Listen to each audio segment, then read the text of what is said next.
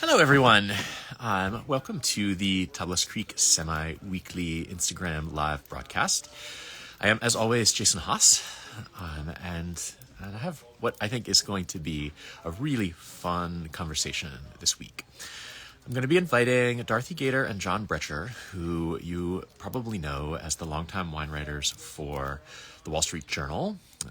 They also started the super interesting and popular and great idea, Open That Bottle Night. They have a cool history before that. They're currently doing great stuff for the Grape Collective. And they've written 3 books. So anyway, they're amazing. They're some of the people who I think kind of set the standard for wine writing in America. So I can't wait to talk to Dorothy and John. But while we're waiting for people to join, as I always do, I want to share a couple pictures of what things look like out here. So it has finally warmed up. After the winter that felt kind of endless, we've had our first really warm days of the year, got up into the 90s a couple of times this week. And what that means is that all of that lovely cover crop growth and all of the grapevines that have been dormant, they are just exploding into life. So our goal right now is to turn that cover crop, at least tame the cover crop. So we're doing that by mowing. You can see 2 rows here. On the right is a row that we mowed 2 weeks ago. It's already significantly regrown. On the left is a row that we mowed this week. We are also trying to, in some of our low-lying areas, turn what's currently looks like a jungle. This is a senso block in the middle of the vineyard, which has been too wet up until like really right now to actually get in there and turn it under. So here is a slightly higher up block that we have started turning that cover crop under so it can decompose and become a part of the soil. So it should all, at least most of it, look like that in the next couple of weeks. We are also going through and using what we call the tournesol, which is this tractor attachment. It pulls along behind a tractor to cultivate in amongst the grapevine rows without damaging your vines and without needing to use anything chemical to get rid of those. You can see a close up here of sort of what it looks like. It creates this little like mulch layer on top with the weeds that it uproots. And then finally, we are starting to see some flower clusters form. No actual flowering yet, but this is on Grenache. So this is exciting. This is we're catching up a little bit. We're maybe 2 weeks behind normal, but it's I think it's going to be a great year so far. We have also been bottling. I'm excited that we have new Patelin Blanc that went into bottle last week. This is something that we've been out of nationally. So if you have been looking for this at your favorite restaurant or wine shop, and it's been out of stock, it's coming back. We also have it in the tasting room. Okay, that is the quick update on what's going on here. I will now invite Dottie and John to join. Okay, I see you there. And then can't wait to talk to them. I can't wait for you all, if you don't already know them, to get to meet them. Hello, Dorothy. Hello, John. Hi. Hi, can you hear us? I can hear you. I can see you. It looks great. Ta-da. Excellent. Isn't technology amazing It's when wonderful. it works? It is amazing. Excellent. Well, I gave everybody just a quick intro into some of what you all have done in your amazing career as writers and as wine writers. But I always like to start by asking people to share a little bit of their path into wine.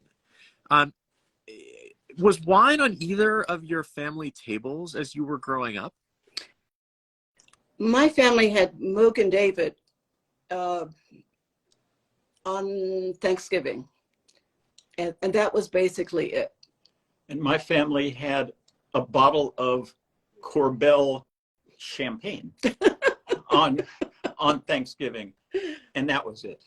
So no, I mean, I think like a lot of families in the 50s, wine just wasn't a part of everyday life. Yeah, I remember that was something that my dad used to talk about from his career as an importer, because he started working as an importer in the 50s. And through the kind of 50s and 60s, he felt like it was such an uphill battle to even get wine beyond like a handful of kind of high-end restaurants and a few wine shops in a few of the biggest cities in the country. Beyond that, like there was basically so little demand that he was really starting from scratch. Right. Yeah. On Open That Bottle Night, we sometimes hear from veterans who discovered wine in Europe during service. Yeah. But consuming it here, nope, not so much. So talk about, I remember reading that the first wine that you shared together was André Cold Duck. Can you tell that story? The classics. I mean, the classics, right? Yeah. Hey, high end. It's still available for sale at Total Wine. I checked. It's $5.49 at Total Wine, and it has an aggregate review of 4.6 stars. People really like it. So anyway, please tell the story. Well, we met and immediately fell in love on June 4th, 1973. At 9 a.m. We're about to have our 50th anniversary. And Congratulations. We didn't know, we knew nothing whatsoever about wine. So Dottie and I started on the same day at the Miami Herald. We were 21 years old. And I invited her to dinner. My parents had given me a bottle of André Cold Duck to celebrate my new apartment. It was in the refrigerator. It was the only one I had. And so when Dottie came over for dinner, that's what we opened. And it was delicious. It was fabulous. It just swept me off my feet. The rest is history, as they would say. That's right. So was there a wine that for you was sort of an aha moment that was like, oh, now I get it. Like I get it more than this is a beverage, but it can be more than a beverage. I would say that Riesling. Well, Art? oh yeah, we had, we've had, as you can imagine, a lot of wines over the years that we just couldn't imagine they could be that good. But one of the things that opened our eyes to how you can simply never prejudge any kind of wine is years ago in the mid 70s when I walked into a wine store in Palm Beach County, north of Miami. And the guy said to me, well, do you like Riesling? And I said, no, I don't like Riesling. He said, try this. It was a Steinberger from Germany. And we went crazy. If wines can make you weep, and they can, it was that kind of experience. Just crystalline, and we can still taste it. Yeah, and absolutely. We still have the label from it. We started saving labels back then, but it was just a mind-blowing experience. And then we started drinking American stuff and decided that we really needed to see where these wines were made. So in 1975, before the judgment of Paris, we went to Napa and Sonoma. And then we started meeting winemakers, and a light bulb went off that this is someone's art. This is their passion, and we can taste it. And we really seriously fell in love with wine then. That's so cool. And one of the things that I really love about wine is that it is, I mean, yes, it's a beverage. Yes, it has tastes. But it also is a reflection of a place in which it's grown and the people who make it. Yeah. And it sounds like you came to that realization really pretty early in your journey of wine. We were intrepid. Seriously. We were young. Let's go to them to our heels. Right. Yeah. Yeah. It's when we very, very first started drinking wine, we went out and we got like Hugh Johnson's Atlas and those things. So we'd bring home wine and then we'd look it up and we'd see where it came from. And it was so exciting to us. Oh, look at this. This is right near Lafitte. This is in Spain, right near here. We felt like we were traveling through the world, and we never left our little apartment. And wine can do that for you. That's what's so wonderful about wine. And in terms of people's soul, winemakers' souls, uh, you can taste it in the bottle of thoughtful bottles. You know what someone was kind of doing. If you tasted that wine and really thought about it, and then you met the winemaker, you could put two and two together. What could be more exciting? And then if you couldn't put two and two together, then we'd call the winemaker and say, so tell us about this. And every bottle has a story. Right. It's just so exciting. Yeah. I love that. I love tasting. I love meeting winemakers whose wines I've enjoyed, and realizing, oh, right, of course. Like, Right. So you were like serious journalist writing about serious things for a really long time before you started writing about wine. I have sort of two pieces of a question that are tied into that.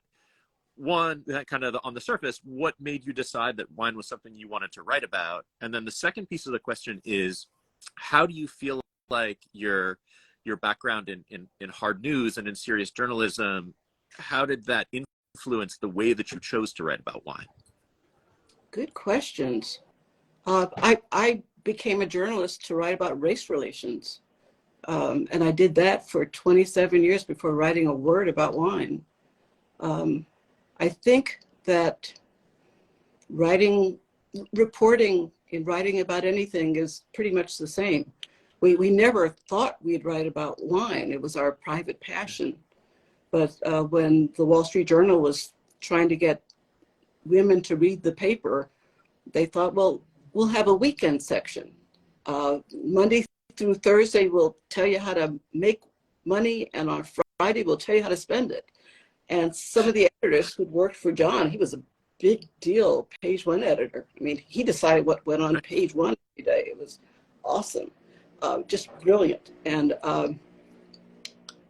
they knew that we loved wine and had wine at our homes, other editors. So they said, hey, Dottie and John, would you volunteer a column every week? And we said, sure. How much time could that take? Mm-hmm. You know, and it basically ate our lives up. So we were doing our day jobs and writing about wine at the same time for 2 years and raising kick-ass little girls. Right. And you know, the thing is that what that meant was that we never intended to write about wine. So we were just regular consumers for a quarter of a century. So our background is as a regular consumer, and that helped inform our column a lot. And in terms of the quality of the column, real shout out to the Wall Street Journal, because the Wall Street Journal said, we want you to follow the same guidelines in this part of this wine column that you would follow as any other journalist at the Wall Street Journal. You don't take anything for free. You don't you tell about any conflicts, and you have exactly the same standards. And if you have to buy wine for the column, if you have to travel for the column, we will pay for it. And they insisted that we would have anyway, but they insisted that we have the same standards for the column and supported us 100% all the time. And they were just simply terrific. They were the best bosses you could ever have. So with that background of having been wine lovers and wine consumers for all of that time, do you feel like, well, actually, let me ask this in a different way. So I feel like when I've read your columns, you managed to share expertise without it feeling jargony or intimidating. I think you do a really good job of kind of making wine feel approachable for people. And I'm wondering if you feel like that was because you had spent so long sort of on the other side of that table as a lover of wine before you were in the position of kind of telling wine stories and writing about it to a more general audience? Well, we decided early on that we wouldn't write a wine column. We'd write a column about life and use wine as a hook. So our kids appeared in the column all the time. We did videos in our kitchen, and our dog would wander by, and those are really popular. People love to see dogs, but they do. That's they true. do. They do. Mine is sitting under the table now, and I'm surprised she hasn't made an appearance. Yeah, you should show him sometime. Yeah, that's right. Or her. But yeah, that was. But there you go. Oh, what a sweetie! See, you just immediately got 1,000 more views. It's all about the dogs. but yes, I mean, as Dottie just said, when we sat down and thought about, well, if we are going to do this wine column, what's our vision for it? And our vision for it was that the number of people who wanted to read a column that was just about wine was limited and would always be limited. But the number of people who wonder, how can I make my life just a little bit fuller, a little bit better, is absolutely unlimited. And that's what our column was about. And we heard from people who actually didn't drink wine at all. They just liked hanging out with us on Fridays. Right. It was very, very sweet. But no one wants to be condescended to. And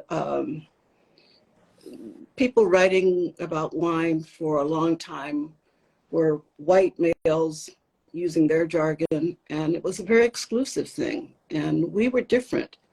And there were colleagues in the wine industry, in the wine writing industry, who, had an attitude about the Wall Street Journal tapping us to do it.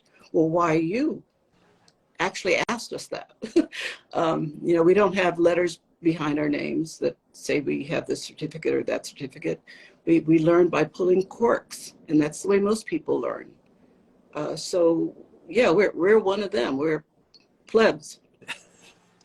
Okay, I wouldn't go that far.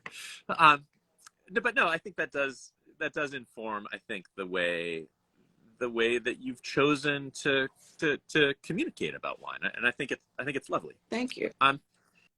So I'm curious. I'd love to know a little bit about your process of writing together, because that's always an interesting thing. Where do you have a set division of responsibilities? Do you take turns? Is one more write and one more edit, or is it a free for all each time and you see what happens? Well, Tell the truth. No, we do have very different. We always have, from the time we met, very different. I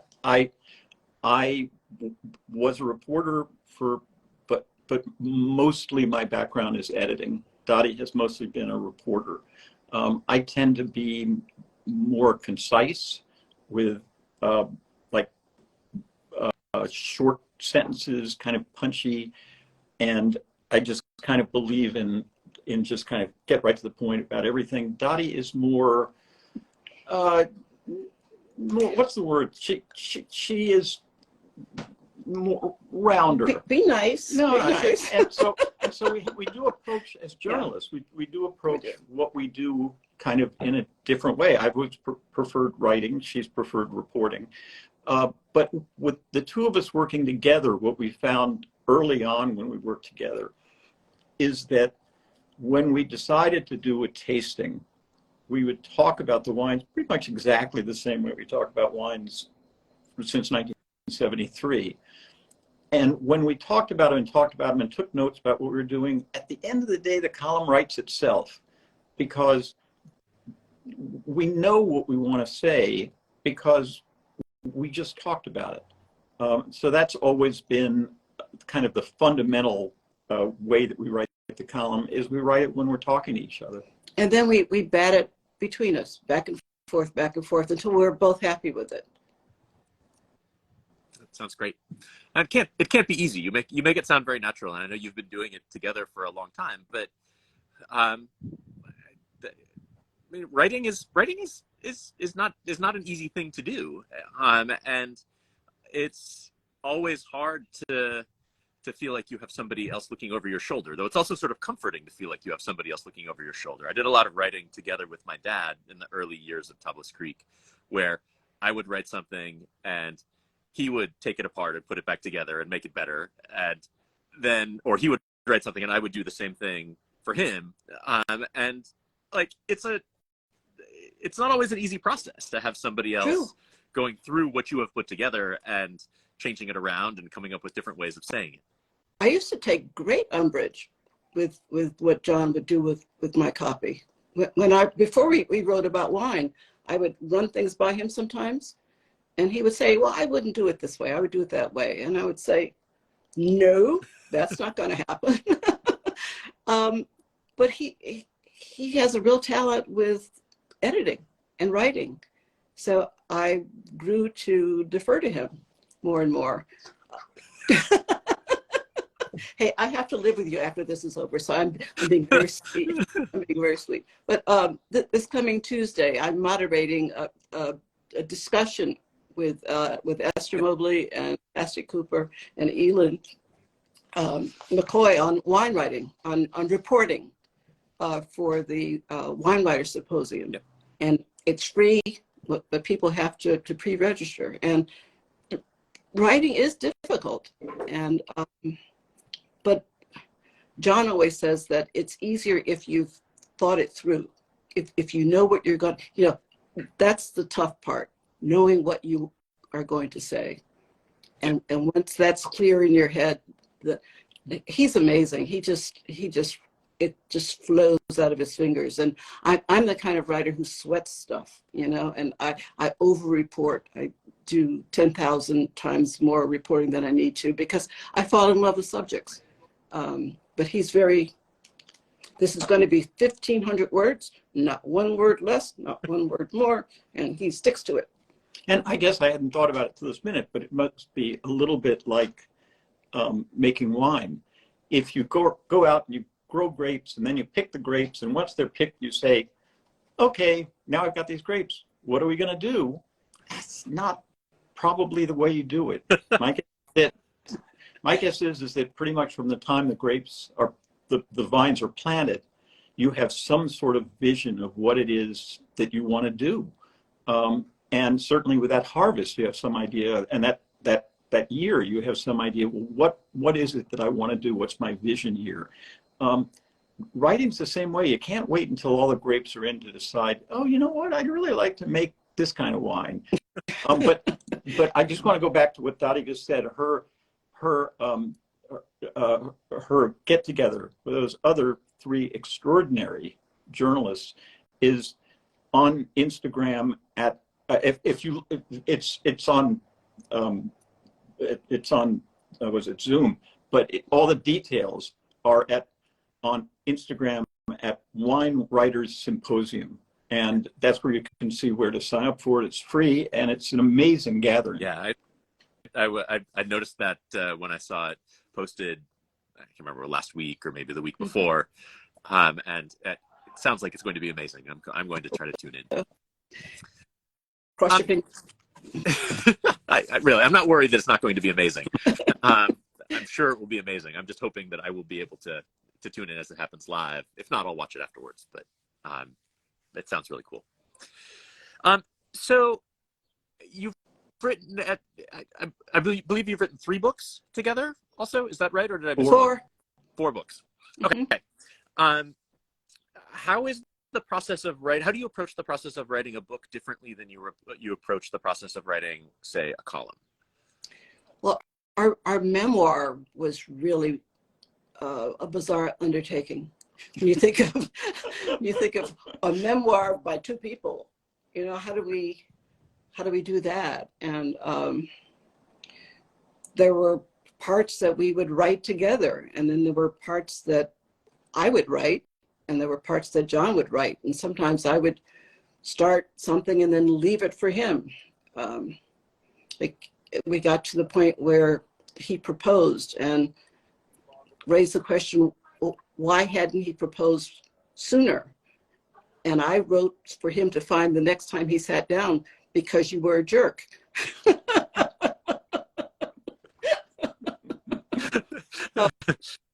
Yeah, it's a process. Yeah.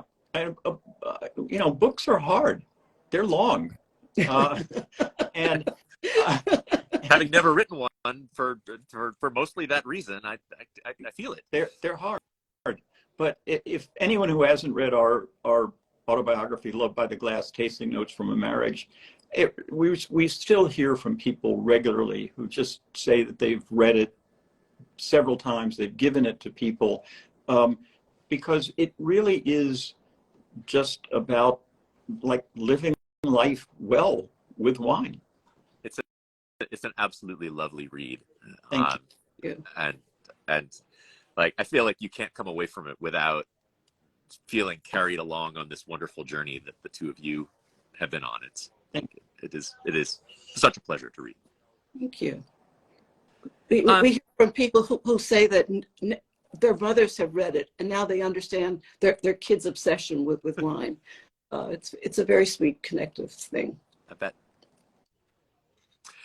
So I would love you to talk a little bit about the significance of the Robert Mondavi 1974 that I have read your writing about, because I think it's it's a cool thing. When we were very, very young, as you know, Robert Mondavi at that time, I mean, in the 70s, was an absolute sensation. So much so that the first time we went to Napa, we drove from the airport in San Francisco, we drove to Napa and drove directly to the brand new Mondavi winery. And we felt like we were just in heaven. And picked a grape. Unbelievable. Picked a grape. They'd arrest us now. Not only would it be wrong, but every one of those grapes is now worth $1,000. It's like, I'll just charge you on the way out. Right. And we tasted that the 74 Mondavi Cabernet, and we just thought it was the most perfect wine we ever had in our lives at the time, and decided that what we would do is have one every year on our anniversary, April 14th,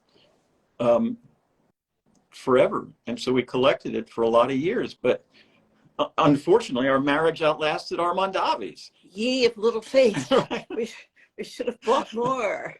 Who would have guessed? But your mother, my mother, yeah. Your dad, my dad. But I'm telling you, that wine, and the thing is, because we did buy so many bottles of it and we only had one a year, it was a really unusual and special situation to be able to taste that one absolutely great wine year after year after year.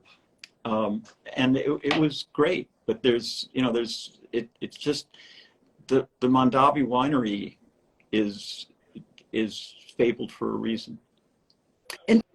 In 2019, we were in Napa at the Wine Writers Symposium, and it was during Open That Bottle night, and the Krug family actually sent over a 74 that they had.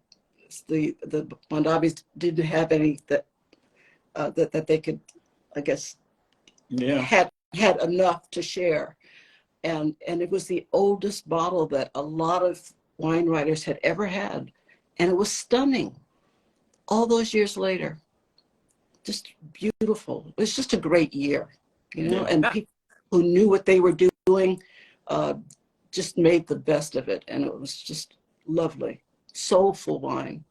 I also love the idea of kind of tracking a wine over time, because I mean, we talk about that a lot when we put a wine into bottle. Like, people think of putting a wine into bottle as that sort of the end of the winemaking process, and it's really just another stage in a wine's evolution where it's going to continue to change, and we continue to change also. And so having the opportunity to taste the same wine, a wine that we love, and watch it evolve over time, I mean, it drives home that the great wines are alive and they evolve along with us. And I think it's such a cool experience for people who haven't had a chance to try it yet. I try to do a wine New Year's resolution every year. And one that I did a couple of years ago and wrote about was my plan to buy fewer wines, but more of the ones that I love so I can watch them evolve over time. So instead of getting a bottle of 12 different things, maybe I'll get 6 bottles of a couple of different things and watch them evolve. And I think it is a remarkable experience, and cool that you were able to tie it in with such a kind of important moment in your life, life together, your lives together. And one thing you just said is just absolutely critical. It's not just that the wine is changing, it's that you're changing. So some of it is the wine, some of it is your own taste. And it's impossible to know which is which, but it tastes different. And it's so much fun to then think about and deconstruct, well, which is which? You know, at the time, this tasted this way, now it tastes that way. Is that the wine? Is that me? Because we all change, our palates change, our tastes change, our own experiences change. We had an André Cold Duck about 5 years ago and thought, oh my gosh, Drac. Yeah. They just don't make it like they used to. I'm sure that was it. Yeah. So, did your experience having opened these these wonderful these wonderful bottles of the same wine over time, did that kind of play into your creation of the Open That Bottle night, or was the inspiration for that something different? Oh my. We kept getting the same question from readers week after week.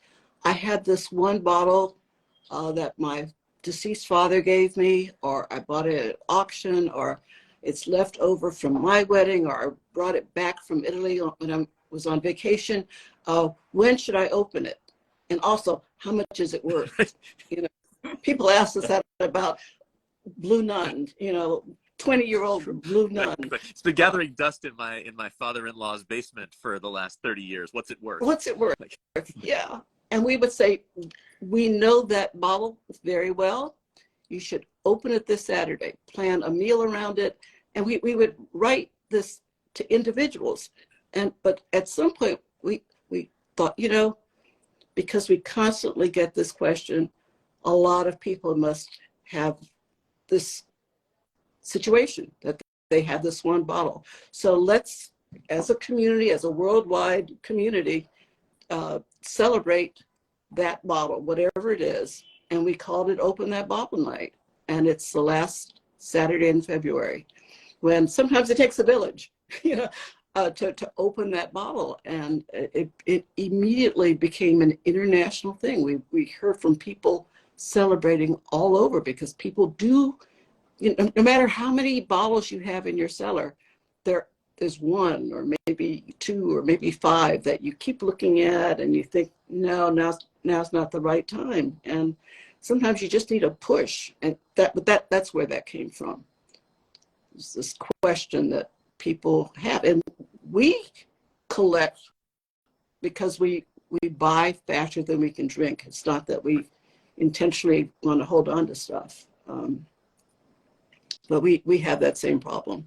Yeah. And I wonder if the pandemic has encouraged more people. I hear from people who have basically been like, "What am I waiting for? Like now seems like a good moment." Right. We found so many more bottles open throughout the past 3 years, and that's wonderful. As we always said, no one is promised tomorrow. Don't wait for the official Open That Bottle night. Do open those bottles as frequently as you can, and it also involved sharing them with people who care, who you care about. And that's a nice thing to hear from someone you're important to me. Let's get together and let's have this bottle together. Lovely. This year we heard from, that just reminded me that just this year in advance of Open That Bottle Night, we heard from a doctor in Ohio who was planning Open That Bottle Night. And she said, and by the way, I'm going to Sonoma. Is there anyone in Sonoma I should go see, a winery? We thought, Rulium. Careth Overstreet. Dr. Careth Overstreet. They're both doctors. So we said, you know what? Maybe go to Rulium. You're both doctors. They indeed got together in Sonoma. And that's what wine does. That's exactly what wine does, is it gets people together. And it was a wonderful thing. I bet it must be pretty heartwarming to hear stories like that. Mm-hmm. They sent a picture. Yeah. That's amazing. So we've talked a lot about the things that you did earlier in your wine writing career. Can you talk a little bit about the work you're doing now for Grape Collective and how your column has sort of evolved into what it is now? Well, let's see. I was one of the first hires for Grape Collective. It's in 2015, 14, maybe. 14? Yeah. John had gone back to respectable journalism. You were at Bloomberg News, and the creator of Grape Collective, Christopher Barnes, had read our column in the Wall Street Journal. And it always bothered him reading wine columns that he could rarely find the wines that people were writing about. So he got a distributor's license and said, he would hire people whose voice he liked and tell them to write about whatever wine they liked, and he would try to source it. And if he couldn't source it, we would link to the winery. And so I started writing it by myself. And then when John got free of respectable journalism, he joined me. And so we write twice a month and sometimes do videos. The Grape Collective has 2 brick and mortar wine stores now. One in on the Upper West Side where we are now, and one in Montclair, New Jersey. And it's grapecollective.com. We sometimes hear from people who say, oh, I miss your column in the Wall Street Journal. Well, we still have our column. It's now at grapecollective.com. You can read it. But on top of that, we're on Facebook and Twitter at Wine Couple. And we're most active on Instagram at Dorothy and John. And, we love hearing from people. Going back to something you said, the best ideas that we always have had come from people just asking us questions. We remember, someone who wrote us years ago and said, I just had this really terrible experience with wine on a first date. And we thought, ooh, that would be a good column. So we started calling around to people like, okay, what was your worst first date wine experience? And we got these hilarious answers, including one woman who said, so she goes out on date and she orders the wine, but they pour the taste, and he looks at the little taste they poured and he says, I'm going to have a lot more than that. They did not have a second date. No. But that, that reflected our experience. I think John would agree that I have a better palate, but he's always poured the first pour, and so we were able to write about that, and women recognized, yep, that happens to me too. Yep. People would write us and say, what do I do with the cork? When it's handed to me, and there was. A guy wrote that he does what is that? Goalpost. A goalpost. And another guy said that he puts salt on it and pretends he's going to eat it, and that really freaks out the sommeliers. And we concluded, it's your cork. Yep, you can smell the wine. You can you don't have to, but we like touching the cork and smelling it. It reminds us of being in wineries, but. It's your cork. You paid for it. Do whatever you want to with it. But there are questions like that we could respond to. Well, this has been absolutely lovely. I could sit here and talk to you all afternoon, but that probably wouldn't be fair to you. But thank you so much for taking a chunk of time on a Wednesday afternoon to share your story. It was such a treat. Thank you, Pleasure. Jason. Thank you. And again, Dottie and John did share all of the places that you can follow them. They are terrific follows on social media. You should be reading their column. You should have already read their book, at least their memoir. If you have not, consider this your encouragement too. So, Dottie, John, thank you so much. Tablas Creek followers, I will be back in 2 weeks. My guest in 2 weeks is going to be Rob McMillan, who heads up the Silicon Valley Bank wine division, which should be a really fascinating conversation. They've had an uneventful last couple of months. And Rob is also, I think, one of the most thoughtful, semi-outside observers on wine, and has lots of really interesting observations on the wine business and its kind of state right now. So he'll be joining me in a couple of weeks. Again, Dottie, John, thank you so much. Such a pleasure. And bye, everybody. Thank you.